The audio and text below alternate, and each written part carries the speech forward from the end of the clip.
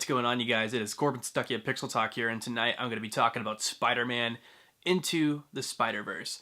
Now, before I get into this review, I just want to apologize. I know I haven't made a video in a while.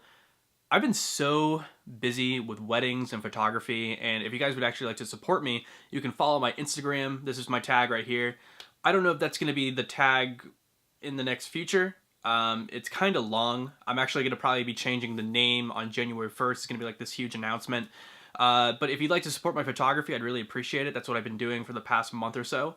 And I understand that I have a whole lot of videos that I need to still upload. It's been crazy. There have been videos that have been recorded. I just have to edit them. And yeah, it's just something that I'm going to have to find free time for and do those videos. But I'm still thinking about them. Just wanted to clarify. But right now I'm focusing on this because this movie was awesome. So Spider-Man Into the Spider-Verse is an animated film from Sony. It is starring Miles Morales. He is a kid who becomes Spider-Man in this another dimension. And this movie depicts him, his origin story, and how he comes across these Spider-Men or Spider people from another dimension and how he learns from them in order to become his universe's Spider-Man, which is really cool. And this movie was awesome. I really like this film a lot, and I just... Not even just as a Spider-Man film. This is a really good Spider-Man film, but this is just like a really good animated feature. If this doesn't get an Oscar, oh my god, like I don't even know. It's so good. If you guys are a fan of animation, if you guys are a fan of Spider-Man, definitely check this out. If you're a fan of both, then you're obviously gonna really like this film. What I really liked about this film specifically is just the comedy. This was actually written by Phil Lord. He was the director, one of the directors of the Lego Movie. He actually produced this as well with Christopher Miller, who was also a director of the Lego Movie. So you see a lot of that Lego Movie-esque feel to it. There's humor every minute or so, and the animation style is just amazing. I don't really know how to describe it. It's like it's not at 24 frames per second. There's like a frame per second delay. So it has that kind of animation style where it's like, it's very cool looking. And Spider-Man's just one of those characters that really fits into any type of media. You know, he just had the video game that came out this year, which I absolutely loved. And I've predicted this for a while. Like, live-action superhero films, I mean, they're still going to make them, obviously, probably in the future, but I really think animated superhero films are probably going to take over because, you know, we have these actors who are, you know, going to move on to other projects or, you know, obviously they don't live like gods. In my heart, they do. But I've predicted to a point that superhero films specifically are going to reach that point where they're just going to be animated. And with Spider-Man specifically, I feel as though that's the perfect superhero to start with because he's such an animated character. And I would assume one of the most fun characters to draw considering he's swinging through the skies of New York. And that's one of the things I really loved about this film. The animation is really good, and they're able to achieve things that you would not be able to achieve in a live-action Spider-Man film. And I also loved the characters. I love Miles Morales, and especially when he comes into contact with one of the Spider-Men who is from another universe. And I love that Spider-Man too, because what I like about this film, it depicts numerous Spider-Man. As you see from the trailers, it depicts Spider-Man Noir, Spider-Gwen. I know a lot of people are very happy about Spider-Gwen because that's such a beloved character as well, next to Miles Morales. But with this Spider-Man specifically, his name is Peter B. Parker, and he's from another dimension where he's a very grown-up Spider-Man, and he doesn't really know what he's doing with his life. He's kind of a deadbeat. And he's going through a lot of marriage issues with Mary Jane in his universe, and it was just very interesting to see that kind of depiction of Spider-Man. If you would have told me like years ago that the guy from New Girl was going to be playing Spider-Man, I would have just told you get out. But it really works for the most part because this is the character that he's depicting in this film. It's like this Spider-Man who is really down on his luck and who's really going through marriage problems with his wife. I just really like that. And I thought it was the most relatable in the film in terms of, well, you know, everybody's relatable in the film. You can relate to Miles as like this high school kid. You can relate to this deadbeat Peter Parker as like someone who's in his 30s or 40s who's going through issues. And I just really liked that about this film. And I really loved the soundtrack as well. As soon as the movie was over, I went in my car and I put on Spotify, I searched that Spider-Man Into the Spider-Verse soundtrack, and I absolutely loved it, especially the Post Malone song, I Love You, Post Malone. And this is another thing that I really like about the movie too.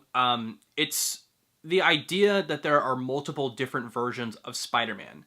There's been kind of a critique that's come up now, especially this year, that Tom Holland Spider-Man, even though we love Tom Holland, is not the most accurate Spider-Man. He gets a lot of his tech from Tony Stark, and that's something we kind of like push aside because we just love him as a character. But a lot of hardcore comic book fans don't particularly care for that. They just want to see like a comic accurate Spider-Man. And that's kind of like what people have been doing for many years now. In terms of Tobey Maguire, in terms of Andrew Garfield, in terms of Tom Holland, in terms of the new Spider-Man from the video game. Everyone has been comparing as to whether or not the Spider-Man that they're seeing in whatever media they're watching him or playing him in is comic book accurate. For me, as someone who's very open-minded, I just look at it as like a different depiction of Spider-Man. I just look at it as like someone's take. I'm not trying to really compare it to the comics. Sometimes I do, but not to the full extent of where are his web shooters. This movie, what it does for future films is it really makes it to whatever we see in the future in terms of Spider-Man. It's literally just a different depiction of Spider-Man. It's just a different version of that character from the comics. And I really like how this movie states that, especially during a time where Spider-Man is owned by so many different people. He's being made by the MCU, but he's owned by Sony. So it's inevitable that we're going to be seeing different versions of Spider-Man. He's been rebooted twice already. And I just feel like this is a character that's worthy to be in any type of media, in terms of a movie, in terms of a cartoon, in terms of video games, because he's so enjoyable to watch. He's very much so one of those superheroes that could thrive through any type of media source because of his kind of animated quality, through like swinging in the air and whatnot. And this movie, what it does is that it pretty much states that there are other Spider-Man out there. There are other versions of Spider-Man, and like, it's okay to like those different versions of Spider-Man. If you like Spider-Man Noir, that's totally fine. There's a movie character now. Well, not like a standalone movie, but he was in this film, so you get what I'm saying. And I just like how the movie does that. It really just kind of makes it so where there are just, different versions. A reboot doesn't have to necessarily be a reboot. A reboot can just be a different incarnation of that character.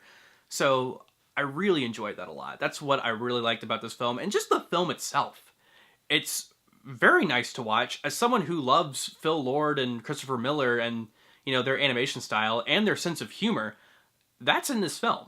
A lot of it. This is a very funny film. Also liked the Kingpin, like his motivation for making this universal thing that gets all the Spider-Men into his universe. I understand where he's coming from. Is it morally right? Probably not, but I understand where he's coming from as a character, even though it's kind of touched on very briefly and maybe it should have been explored a little bit more. I get it, and I really like that about this film. The animation style I really like as well because it is very close to a comic book. I was talking to a friend of mine who went to see the movie with me, and she said that she was looking as to why the animation style looks like that, because everything that's shallow, that has like a shallow depth of field, has like this blue and red tint. It's almost like you're watching a 3D movie and you've taken the 3D glasses off and it has red and blue around it. And she said that they did that to match the brushstrokes of a comic book. I just thought it was really unique, and it definitely did feel like a comic book. There's also parts throughout the film where Miles Morales like thinks to himself, and there's, comic book bubbles and stuff like that. So I really just dug the animation style. It was very unique, and I give it credit for that, honestly. And I can't say enough, I love the characters, especially Miles Morales, who comes into contact with these different Spider-Men, and he is really judging himself as a spider person, and he's like, am I going to be able to, honor this role as Spider-Man? And there's a point where the characters kind of judge him because he's so inexperienced, and you feel for the kid. You really do. He's very relatable. It's almost like, you as, an audience member, you become Spider-Man all of a sudden. Every spider person is judging you, and I just really liked that and how they explored that, because in the comics, it's very like that in the comics, where because in the comics, spoiler alert for the comics, I'm not talking about the movie, or am I? Spider-Man dies in the comics, in that universe. Not like in the regular Amazing Spider-Man issues. He dies in the Ultimate Universe, and he's put in this position, Miles Morales, where he's like, am I going to be able to uphold this honor to be Spider-Man? because there was one before me that was really good at being Spider-Man. He was the one and only. So the movie does explore that a lot, and I just really, I thought it was a really good storyline, for sure. So yeah, that's pretty much what I thought about Spider-Man Into the Spider-Verse. I think it is definitely one of the most awesome Spider-Man movies out there. Probably my top 3, honestly. It's super amazing. No pun intended. Because amazing Spider-Man, you get what I'm saying. I really enjoyed this film. I would watch it a second time. I was entertained every minute. Definitely a really good animated film and a good Spider-Man film. Check it out. Alright guys, so that was my review of Spider-Man Into the Spider-Verse. Comment down below what you thought of this film. Like this video, share it, and please subscribe to Pixel Talk if you haven't yet for more movie reviews, gaming content, and so on. Thank you guys so much. I am Corbin Stuckey, and this is Pixel Talk.